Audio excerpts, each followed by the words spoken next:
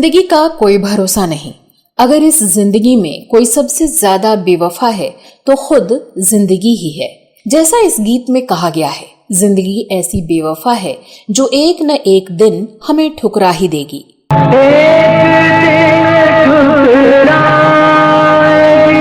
यही जिंदगी और मौत की कड़वी हकीकत है और इस हकीकत को बयां करने वाला ये गीत हमेशा के लिए मौजूद है। मौत महबूबा है। शायद ही कोई ऐसा हो जिसने इस गीत को सुना हो और जिसने इस गीत को नहीं गुनगुनाया हो। आज से करीब 45 साल पहले से ये गाना बजता ही आ रहा है और जब तक जीवन और मौत के बीच खेल चलता रहेगा तब तक ये गाना हम सबको जिंदगी और मौत की हकीकत से परिचय कराता रहेगा।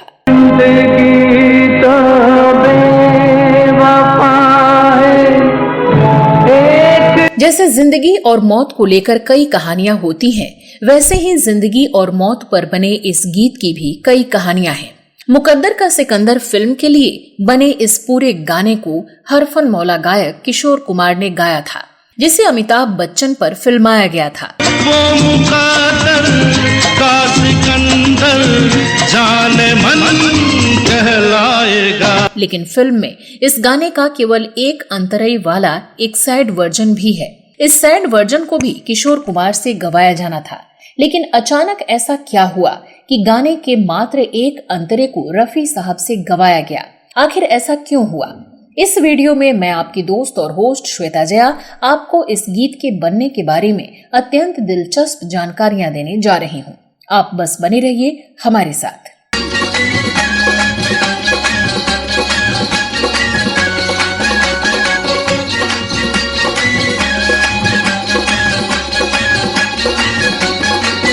दोस्तों, जिस गीत के बारे में इस वीडियो में चर्चा करने जा रही हूँ वो 27 अक्टूबर 1978 को रिलीज हुई फिल्म मुकद्दर का सिकंदर का है। इस फिल्म में दिग्गज अभिनेता अमिताभ बच्चन और विनोद खन्ना के अलावा रेखा, राखी और अमजद खान ने भूमिकाएं की थी। इस वीडियो में जिस गीत के बनने के बारे में चर्चा करने जा रही हूँ वो फिल्म में 2 वर्जन में है।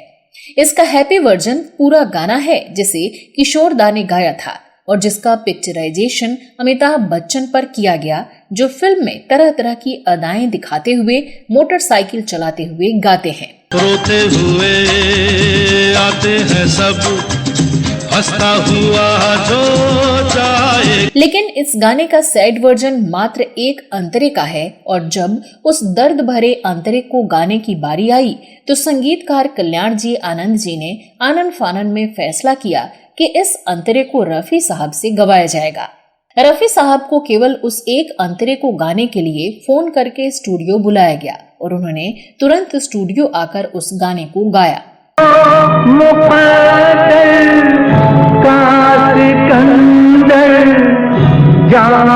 फिल्म में ये दर्द भरा अंतरा विनोद खन्ना गाते हैं, जिनके गोद में अमिताभ बच्चन का सिर है और जिनकी जान निकल रही है।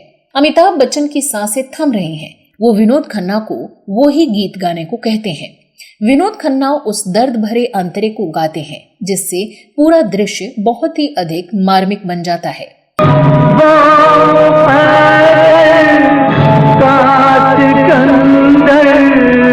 इस फिल्म ने रिकॉर्ड तोड़ बिजनेस किया और कहा जाता है कि इस फिल्म से जुड़े सभी लोग मालामाल हो गए थे। ये अंतरा तो केवल एक लाइन का है, लेकिन इसे रफी साहब 2.5 मिनट तक गाते हैं। फिल्म में केवल एक लाइन गाकर पूरे फिल्म को मार्मिक बना देने और सुनने वालों के दिलों को झकझोर देने का काम केवल रफी साहब ही कर सकते थे। संगीतकार आनंद जी ने एक इंटरव्यू में बताया था कि इस अंतरे को रिकॉर्ड कराने की जब बारी आई तो मैंने स्टूडियो में बैठे लोगों से कहा कि इस अंतरे को गाने के लिए रफी साहब की जरूरत है। जैसे ही मैंने ये कहा, वहां बैठे सभी लोग चौंक गए क्योंकि ये गीत किशोर कुमार गा चुके थे। वहां मौजूद सभी लोग एक दूसरे का चेहरा देखने लगे। किशोर कुमार ने इस फिल्म के टाइटल गीत को बहुत ही बेहतरीन और रोमांटिक अंदाज में गाया था और उनकी इस गायकी में कोई कमी नजर नहीं आती थी। किशोर कुमार का गाया गाना था वो मुकद्दर का सिकंदर जाने मन कहलाएगा। फिल्म में अमिताभ बच्चन की मौत के दृश्य को फिल्माए जाने के समय पर इसी गीत के दर्द भरे हिस्से को प्ले किया जाना था। इस हिस्से को भी किशोर कुमार से गवाया जाना था, लेकिन उस हिस्से को रिकॉर्ड करने के लिए संगीतकार को रफी साहब की याद आई। स्टूडियो में उपस्थित लोगों ने सवाल किया कि जब किशोर कुमार ने इस गीत के हैप्पी वर्जन को बिल्कुल ठीक तरीके से गाया है, तो फिर एक अंतरे को गवाने के लिए रफी साहब को स्टूडियो बुलाने की क्या जरूरत है? और क्या रफी साहब केवल अंतरे को गाने के लिए स्टूडियो आने को तैयार होंगे, खासकर जब उस गीत को किशोर कुमार गा चुके हैं? इस पर आनंद जी ने कहा कि इस अंतरे को जिस दृश्य पर फिल्माया जाना है उसमें अमिताभ बच्चन की मौत को दिखाया गया है और इस दृश्य के लिए जो गीत होगा उसमें दर्द भरी आवाज में उतार चढ़ाव और मॉड्यूलेशन की जरूरत है। वो गीत ऐसी आवाज में ऐसा होना चाहिए कि सुनने वाले का दिल पसीज जाए। वो गीत ऐसा हो जो लोगों के दिलों को झकझोर दे और ऐसा केवल रफी साहब कर सकते हैं। उसी समय आनंद जी ने रफी साहब को फोन किया और उनको बताया कि इस गाने के अंतिम हिस्से के लिए आपकी जरूरत है। उनको फिल्म में उस गीत के साथ जो दृश्य फिल्माया जाना था उसके बारे में बताया।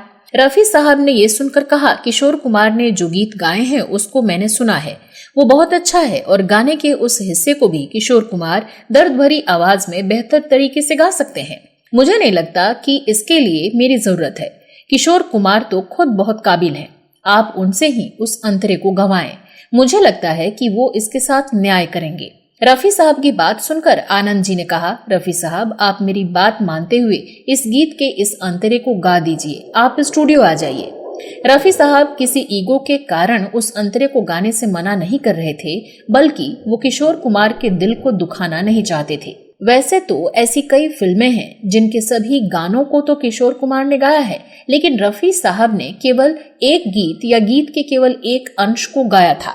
रफी साहब वो ऐसी स्थिति से बचना चाहते थे जो किशोर कुमार को असहज या अप्रिय लगे, लेकिन संगीतकार के दबाव के कारण उन्हें उस एक अंतरे को गाने के लिए स्टूडियो आना ही पड़ा।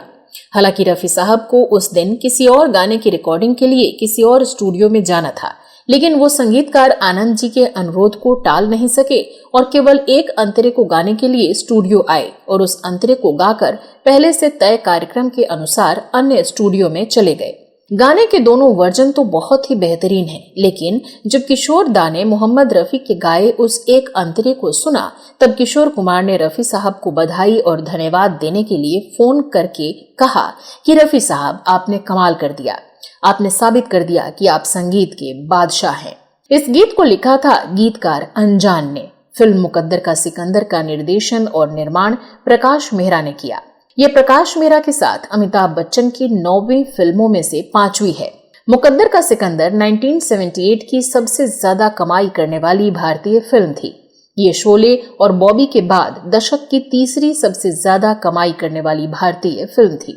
तो दोस्तों, आप इस गाने के बारे में क्या कहना चाहते हैं? इस गाने के हैप्पी और सैड वर्जन के बारे में आपकी क्या राय है? इस बारे में आपके पास कोई और अतिरिक्त जानकारी हो तो कमेंट बॉक्स में अवश्य लिखें। इस वीडियो में बस इतना ही।